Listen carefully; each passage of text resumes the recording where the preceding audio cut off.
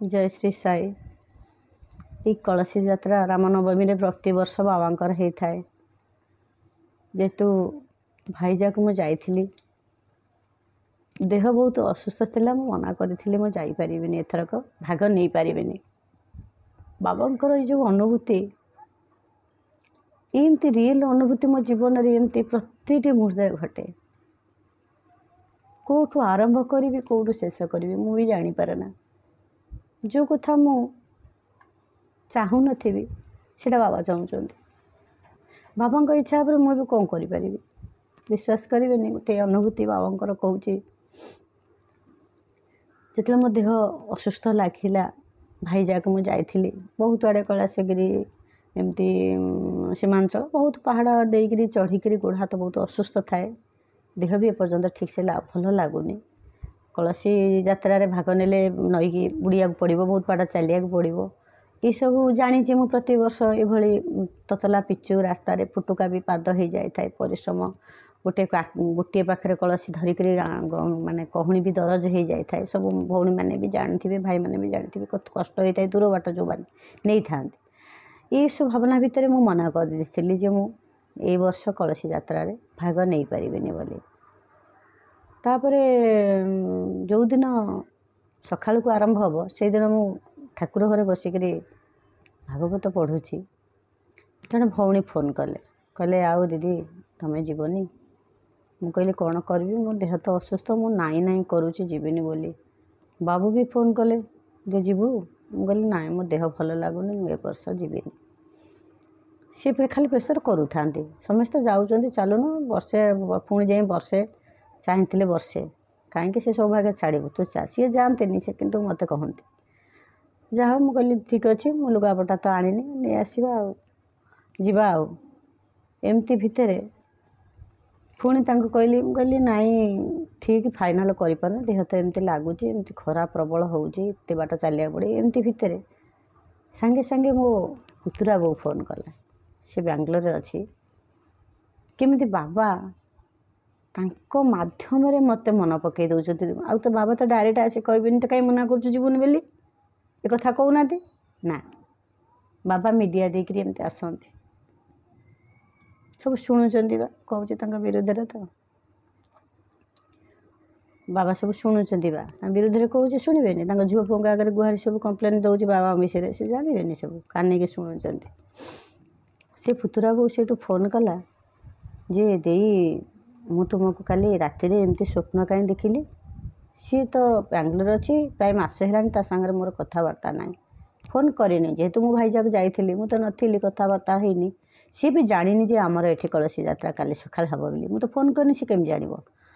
तापर तार छुआ संसार छोट छुआटा ताकू टाइम होनी सी सडन फोन कर से समय कहूँ मुझे जस्ट भागवत पढ़ुची से भौंटी फोन कर नाई करुँची से समय से फोन कर कहते जे देई आ मु तुमको काली स्वप्न देखी राति रे। मुझे कौन है ना कौटी कलसी यात्रा गोटे होची मु देखुचे स्वप्न जे समस्त भितर मु खोजुची तुमको पाऊनी। जे मु मन दुख करी कहूँ तुम पुओ सांगे मु जाइए मन दुख करी कहूँ जे समस्ते आसी आम देई कहीं आ भितर नहांती। आउ मो मनटा भारी कष्ट लगिला। पुणी भजन जोटी होची सेठी भी जाई खोजी पकाउची मु जे मो देई भजन कोथरे भी नहांती। आउ एमिति कहीं स्वप्न देखिली मो सांगे सांगे सीता भाउज को कही सीता माई शाशु को कही एमती समस्त कही सारा पर मो कति फोन लगे। मु आश्चर्य हो गली। मु कहली कलसी यात्रा तो मु काली जीवी किंतु मु तो नाही करुची जीविनी बोली।